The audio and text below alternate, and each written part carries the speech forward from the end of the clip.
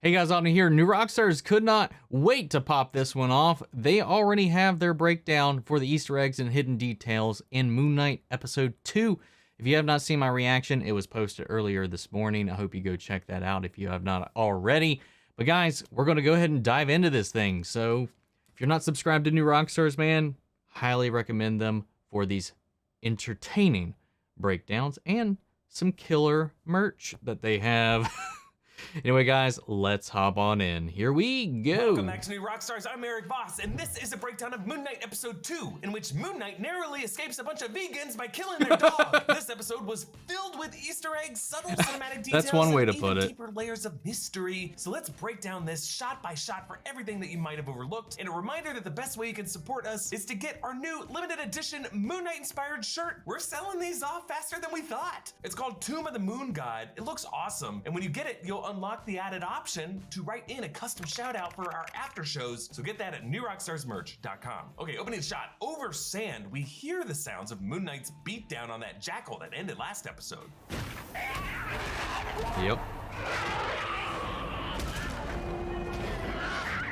Here it echoes like a nightmare, but we are awake as we hear this because we're staring at the sand around his bed. I like And the fact that that sand is sun intact coming means up, that the light someone hitting it. returned home after that fight and reset the sand. That someone being Mark, if it's now Steven awaking from it thinking it was a dream. So Mark is complicit in keeping Steven in this illusion that he is just sleepwalking. yeah. Last episode I pointed out how Steven's inaugural step in that sand compared with Harrow's first step on glass makes Steven more connected to the sands of Egypt, and this episode ends with Mark back in the desert. From sand we begin, and to sand we shall return. But Steven ain't ready to take those steps. He springs out of bed, slips on the sand, stumbles, landing on his face, just like he landed in the Alps after Mark had been in control. Oh, man. It seems like Steven is gonna repeatedly land on his face. The jaw just thing, like I this. don't like Also, his it. foot harness tightens so that now it's like he is being leashed to the bed. What was meant to be a harness for his sleepwalking alter ego is really confining himself. Now, among the stack of books in front of him is one titled great way to look Adventures at of it. the Soul, Journeys Through the Physical and the Spiritual Dimensions. This is a real 2014 book by a medium named James Van Praagh about the human soul and how it fits into this life and how it travels into the spiritual realm. So really, Steven isn't totally unfamiliar with a soul's detachment from the physical body. Also, I didn't mention this last episode, but among Steven's textbooks are a book about Asgard, what's old is new again, and another one about Wakanda, which we should note worships the panther deity Bast, which is derived from the Egyptian feline deity of Bastet. Steven opens his cabinet mirror to confront Mark.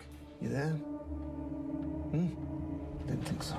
Now, it might just be the way the camera or the cabinet moves, but it does look like his reflection on the far right does turn his head a little independently of how Steven turns his head. Then Steven steps up to London's National Gallery. While I don't know production about was in that one. Budapest, and last week the museum was a Looked Budapest like it museum. matched up to This me. is actually London's Trafalgar Square. That's Nelson's column to the left with the lions. The double-decker bus that passes is an ad for Made chandeliers, the Verona light, another Shakespeare reference to Romeo and Juliet in Fair Verona, where in the most famous scene, Romeo compares Juliet to the sun, his Verona light, and begs her to kill the envious moon. In this episode, this Romeo reunites with his Juliet and hopes to end his toxic moon entity. As he enters the museum, the camera tilts, following him until we are upside Poetic. down, reminding us of my favorite shot last episode when we thought we were right side up looking at a puddle until a leaf proved that we were actually upside down. All of it showing how Steven's self-perception is actually illusory. In JB's security arena, several cameras are pointed at the sarcophagus that Steven showed the girl last episode, and beside that there is a QR code on the wall that actually links to a digital copy of Werewolf by Night number 32, which was the first comic appearance of Moon Knight. Yeah, okay, so character. that is same accurate. QR code actually shows up this episode on the number 43 locker at the storage facility. Except now Marvel updated the link so that it takes you to Werewolf by Night number 33. So I'm guessing we're gonna see these QR codes in many episodes throughout the season, and they'll just update. Yeah, new after I heard issues about each that week. And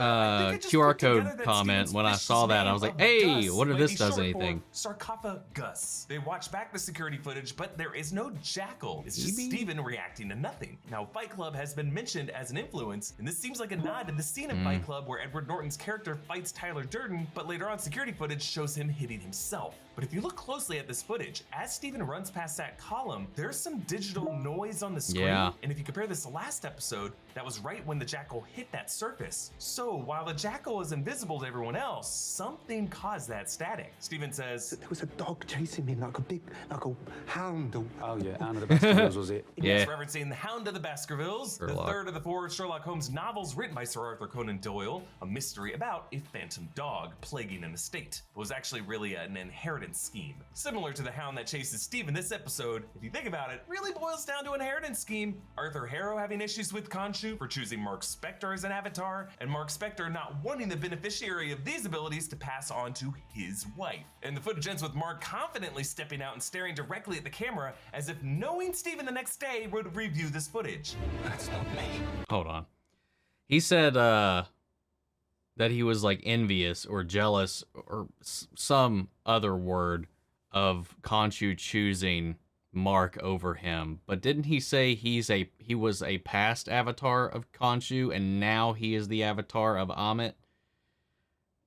Which would make sense if he came face to face with, well, against Khonshu's justice and found it ineffectual that he no longer became a viable avatar for Khonshu and moved on, which I think is fine for him because it sounds like his perception is completely different. And maybe that's what woke him up to his perceived ineffectuality of Khonshu's type of justice, where it's not preventative. You know, it allows the acts to occur and happen. It's more punishment than preventative.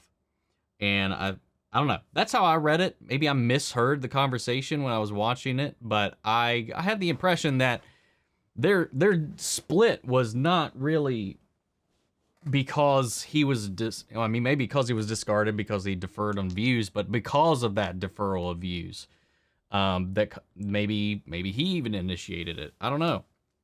But yeah, I didn't see it that he was envious or jealous that Khonshu moved on. I'm pretty sure he doesn't think all that highly of Khonshu at this point. That's what I got from the way he was talking about Khonshu and Mark, and you know, when he was having that conversation at the commune with Steven trying to basically sell him on their whole mission statement. Maybe I read it wrong. I don't know. Took me aback when he said that for a second. Tangent complete. The desk in the HR office again gives us a clean reflection of Steven. The HR manager offers therapy, This particular group of doctors has a long-standing relationship with us. but the fact that he doesn't get the police involved, but then some cops who do get involved, these detectives, end up being part of Harrow's cult, makes me wonder if this HR rep is also part of that cult as well. Because he says, But you're not alone. Yeah, I mean, it's like part of the problem. That's isn't kind it? of what you always say, "You're though. not alone." So it's Is hard as much to. a threat to Steven. We're always watching for the greater good. If you look at this brochure, Yes, it hot shows a woman buzz. holding hands with a doctor, which could be a nod to Harrow's Amit assessment, which does evoke the Scientology auditing process. MT also pointed out on Inside Marvel that the pamphlet is also covered with the logo of a green crescent moon shape, which just could be a sign that even Khonshu and his possession could all be part of Steven's mental health delusions. Steven is forced to give up his name badge, a name that even JB never committed to memory, foreshadowing how this episode ends with Steven surrendering his Steven identity to his Mark Spector identity. His gold-painted friend Crawley, again his homeless friend from the comics, never moves a muscle until Steven hugs him and Crawley side-eyes him. Yeah. Just a little example of something tricky happening just outside of Steven's perception. Now, in addition to the QR code detail, the locker number 43 could be a nod to Moon Knight number 43, in which Moon Knight faces Seth Falcon, a villain who drains a person's life, similar to the way Arthur Harrow does in the series. The walls of Mark's storage unit are reflective, but noticeably cloudier than the other reflective surfaces we've seen on this show. Maybe a safeguard put in place by Mark so that when he was in this room, he wouldn't accidentally see Steven's eyes and accidentally surrender control back to him. Steven finds Mark's pistol and stacks Could of be. foreign currency. The red 100 notes are Chinese yuan, making me wonder what reason Mark might have needed to go to China or interact with Chinese buyers. Maybe a deal with the 10 rings. Mark's American passport lists his birthday as March 9th, 1987, Oscar Isaac's real-life birthday is March Oh. 9th, but the year 1979, because Hollywood subtracts 8 years for men, but then adds 16 for women. The issue date is December 14th, 2018, which means that Mark got He's his only a year passport older than during me. the blip, which started in May 2018 of the MCU timeline, confirming that Mark was not dusted during those 5 years. Steven finds the golden scarab, which hovers over his palm. I'd say you're a compass. Be no pointing north. Yeah, this compass would presumably point toward Egypt, which is southeast of the UK. Worth noting that this would also be the general compass heading for Mecca, which Muslims around the world pray in the direction of throughout the day. In this case, the scarab also points directly at Mark's reflection. Steven snaps at him. Look, I don't care how bloody handsome you are. Tell me what it is you are. Yeah, gotta love the meta joke for Oscar Isaac there. But for Steven, he sees handsomeness as a factor of confidence, something he doesn't have. Thus, he's Yeah, unable to see that's his why own that good made looks. me Mark explains. sad when he said that, actually. I'm his avatar, which means you are too, sort of.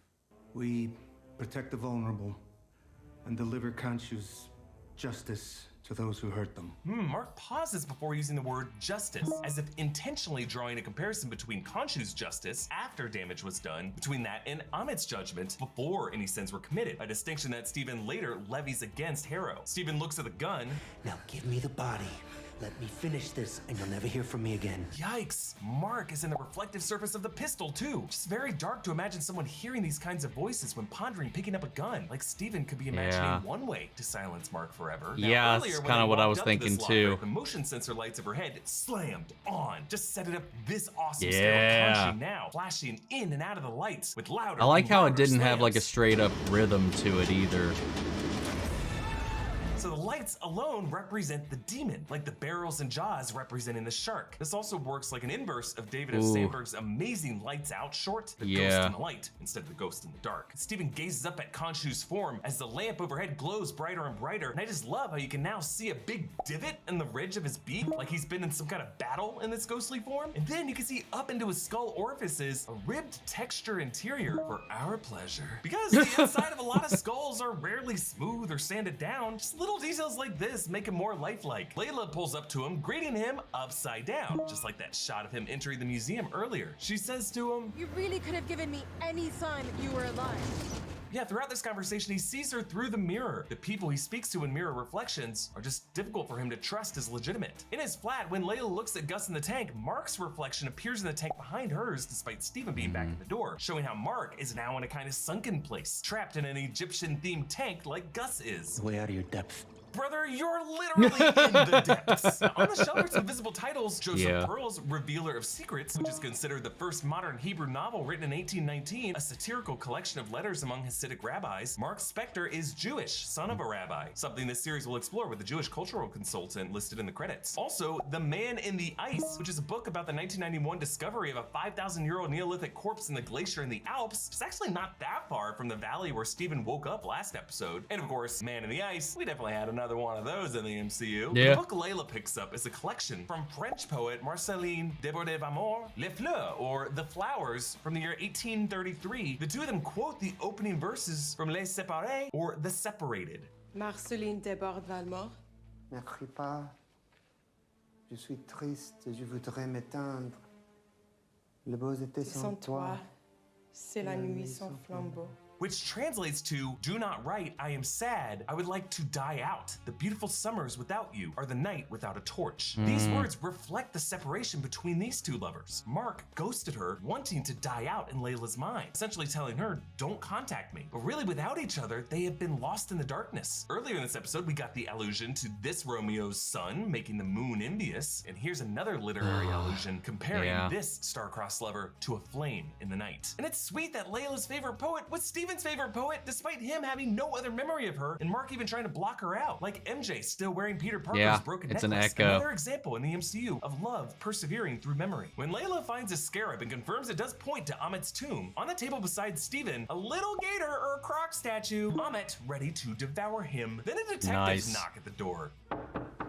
detectives. DC Fitzgerald and DC Kennedy here. Fitzgerald and Kennedy. Interesting names for detectives because it's the middle name and the surname of the US President John Fitzgerald Kennedy, because these are probably fake names recognizable to an American, but less so to a Brit. Actor Ann Akajiran is credited as Bobby and David Ganley as Billy. When they bring in Steven to run Mark's records, his file number begins with 1975. That was the year Moon Knight first appeared in Marvel Comics. And the assigned agent is Nick Pepin, the real-life production manager on Moon Knight and several other Marvel titles. Love it when they work the crew names in there. The photo here shows at least 4 bodies shot in the heads at an archaeological dig site in Egypt, which seems like this is all being taken from Moon Knight comics, where Raoul Bushman murders Marlene's archaeologist father before Mark becomes Moon Knight, something that may be the case with Layla and her father. But the cops are drinking the Amit Kool-Aid based on their tattoos. There's a tattoo also on the kid with the soccer ball, and her tattoo seems to even move a bit as she's holding that ball. The soccer ball is unworthy. Oh, soccer ball is a shame it can't be your C word we create. Harrow greets him. I hear you loud and clear, Stephen Grant of the gift shop.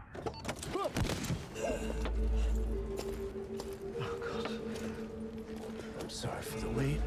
Yeah, they mixed in sounds of broken glass in his sandals on each of his steps. Khonshu begs Steven to kill Harrow, break his windpipe, but Steven ignores him. It's so Khonshu funny. kicks the trash bin. Just a little thing setting up all the invisible forces smashing stuff in the climax of this episode. Harrow takes Steven on a tour of this cult commune and chats with Jamila in Mandarin. Salela, Wakanida. Mihai, Shokoshuda. Nistingla, Jamela. Nistingla.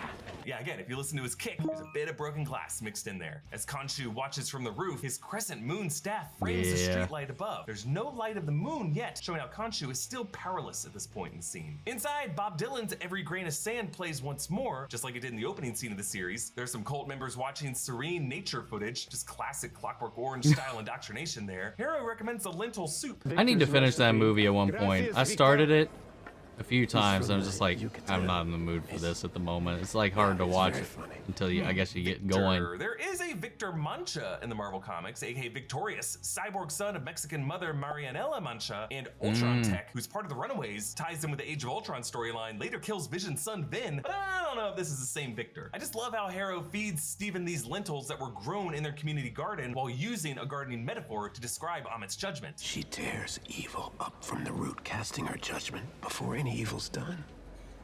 That's why we must resurrect her. Almost as if he's saying, you're enjoying our garden, trust the gardener. But Steven rightfully counters. If Amit judges people pre-evil, like before the fact, then isn't she judging an innocent person? A thought can't be evil, can it? I think about killing my boss all the time, but I wouldn't actually do it. What about a child? Would she kill a child for something they might do in 30 years? This is such a great scene.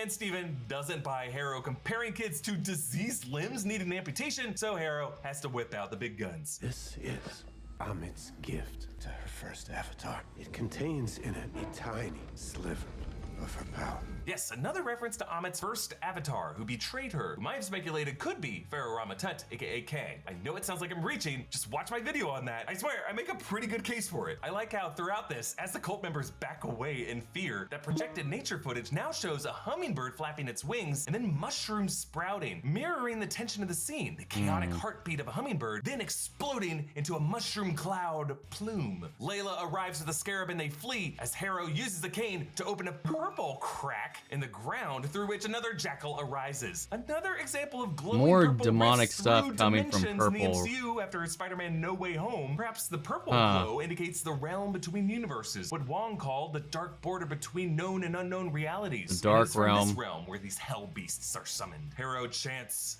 Is that caller the beast in on his staff, those Shang-Chi? crocodile eyes of Amit glow purple. The jackal knocks Steven out the window. This is likely the moment he loses the scarab, considering his jacket billows up. Steven hits a superhero landing dressed as the dapper Mr. Knight look, taken directly from Warren Ellis's 2014 comics. Whereas Mr. Knight in the comics is really a clever criminologist detective, another main form of Khonshu. In this series, it's really just the form Stephen Grant takes I love when he that, tries to like, summon Khonshu. The suit is a penguin finely wing tailored thing he three-piece does. suit with a form-fitting mask with stitching down the center of the face, reflecting Steven's fractured identity. But I love his shoes, loafers with these white wrappings. Just a little hint of that mummy mummy linen aesthetic. He and Mark argue. She said I needed a suit. Yeah, the ceremonial armor from Conchu's temple, not Psycho Colonel Sanders. I don't know any of this shit works. Yeah, I just like I how in like the response to that, muffling the in his Mark voice, reflection blinks his glowing too. eyes slowly in disappointment. Layla breaks the bottle over the Jackal's head so that she could see it with the fluid that's sticking to him, but then the Jackal lifts them both and slams them against the wall. As it does so, you can still see the last of those little droplets of fluid shaking off from the motion. Steven Yeah. tries to lure it away.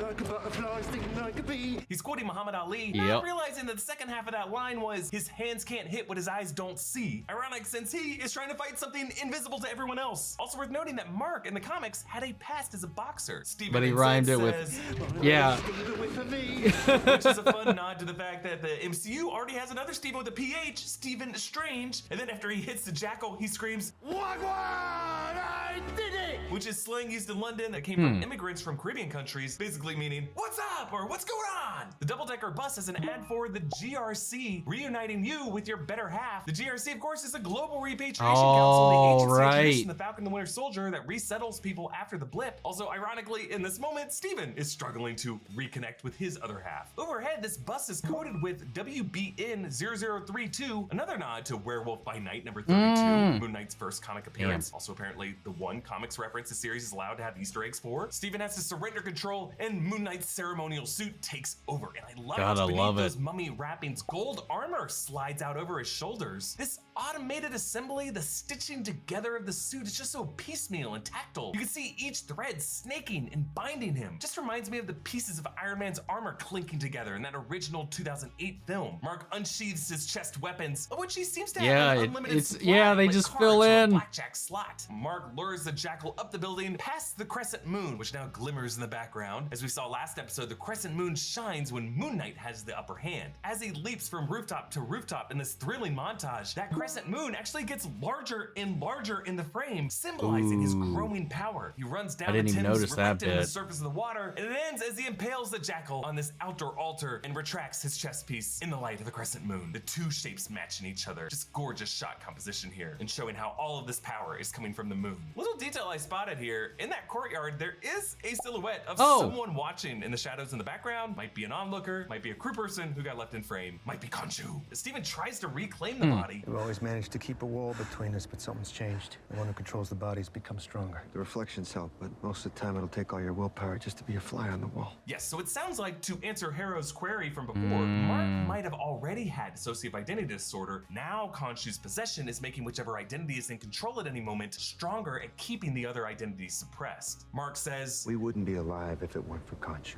And my servitude is the price that I pay. so yes, it sounds like they are adapting Mark Spector's origin from the comics, that Mark was dying when he came across Khonshu's tomb, and that's when he got possessed. But Steven, now bolder and angrier, as one of those suppressed voices really gets under Mark's skin. Just shut up. Stop it. Moment. Steven, shut up. I promise.